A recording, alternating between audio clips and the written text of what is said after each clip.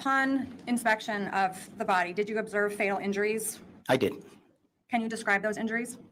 Ms. Ferlazzo had 2 gunshot wounds to her head. The entrances were on the left side, the exits on the right side. She also had multiple post-mortem after death stab wounds. Oh, you.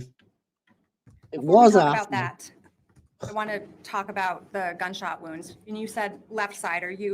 Is that Ms. Ferlazzo's left side of her head? It would be, and if I could have my report up here, it would make me more comfortable with this stuff. So he Thank stabbed you. her after he shot her with her own gun.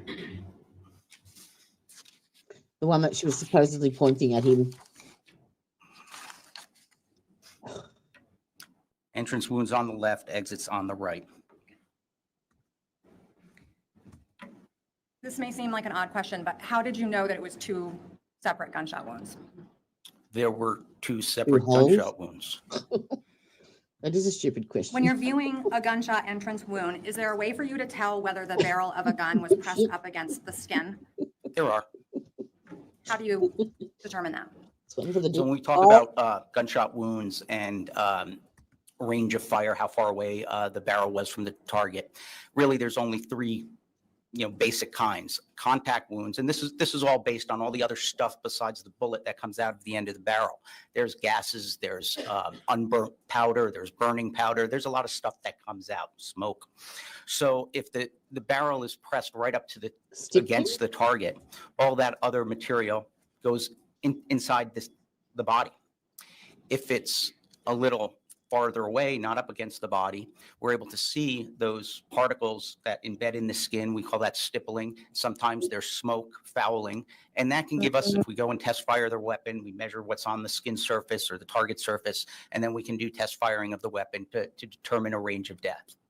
If you move past the distance where those little particles and smoke travel, we call that, even if it's only 1 inch past there, none of that stuff is on the target, and all the wounds would look alike after that, whether it's 10 feet away or 150 yards away, because there's nothing there, and there is no way for me to determine the distance wounds. And there are other caveats involved.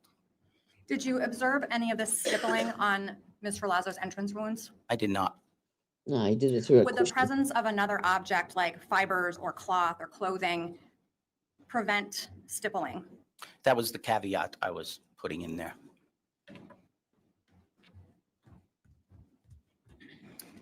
When you're viewing a gunshot exit wound, are there differences in how that appears during autopsy depending on whether the person's skin is up against an object? There are. And can you explain to the jury what that looks like? So when a bullet's fired, it's spinning along like a football, a nice spiral pass. As soon as that bullet hits something, it begins to yaw or tumble. So if it'll go in with that nice spiral, it will make a nice round hole. As it passes through and it's tumbling,